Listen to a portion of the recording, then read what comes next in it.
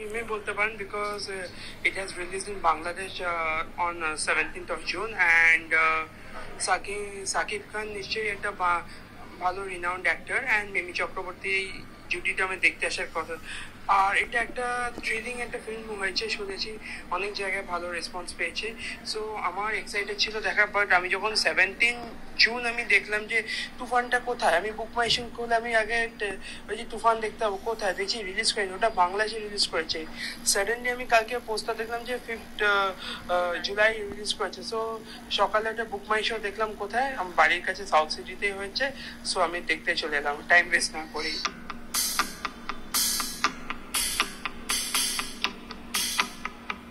যেহেতু এদেশ ওদেশ মিলিত একটা প্রচেষ্টা, ওটার অভিজ্ঞতায় দেখতে আসে।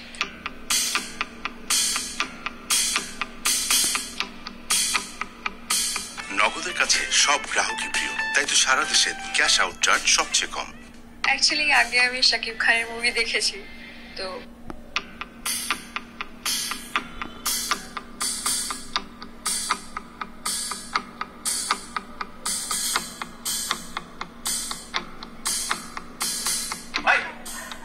কখন বললাম শেষ, এখনো সবাই এখানে বসে আছো। ফয়সাল ভাই, আপনি তো একজন সিনিয়র সিটিজেন, আপনি তো জানেন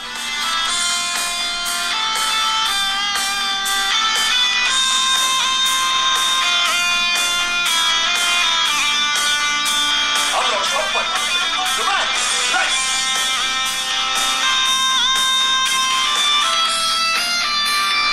অ্যাকচুয়ালি আমরা বাংলাদেশের মুভি দেখি, শাকিব খানের মুভি দেখতে ভালোবাসি, সেই হিসাব নতুন রিন অ্যাডভান্স দেখেছি। অ্যান্ড হচ্ছে আলাদা আছে, বাট ভালো।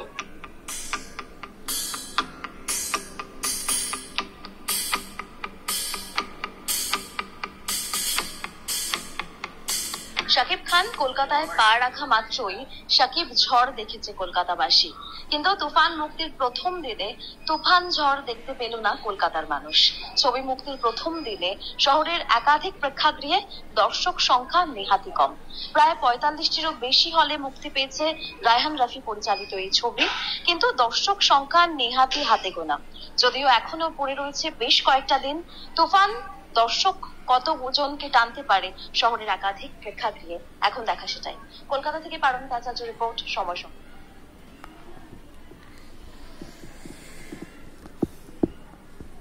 বন্ধুরা, তোমরা বুঝতে পারছো যে আমি কোন টপিক নিয়ে কথা বলবো।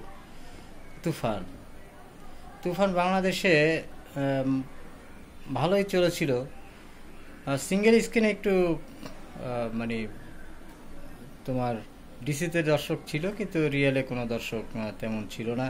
এবং কলকাতাতে দেখতে পাচ্ছ আজকে তৃতীয় দিন, কলকাতাতে কিন্তু তোমার ফ্লপের দিকেই যাচ্ছে কলকাতায় তুফান মুভিটি, কারণ ওইখানে দর্শকরা তেমন একটা সাড়া দিচ্ছে না। এবং দর্শকরা, কলকাতার যে দর্শকরা, তারা কিন্তু তুফান মুভিটা দেখছে না।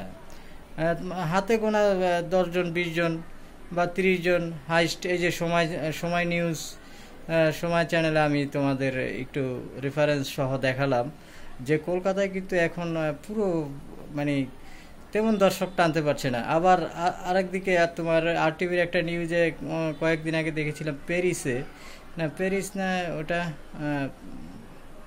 ওটা হ্যাঁ ওইখানে তোমার মাত্র একজন দর্শক মুভিটা দেখেছিল। যাই হোক, তোমার তুফান মুভিটা বাংলাদেশে যতটা বিজনেস করেছে কিংবা যতটা ভালো করেছে সিনেপ্লেক্সে, ততটা কিন্তু তোমার কলকাতায় সেটা হচ্ছে না। আজকে তৃতীয় দিনেও কলকাতাতে কিন্তু দর্শক খরাই চলছে। এবং এটা আমার কথা না, এটা বিভিন্ন সাংবাদিকরা, কলকাতার বাংলাদেশের সাংবাদিকরা এটা তুলে ধরেছে।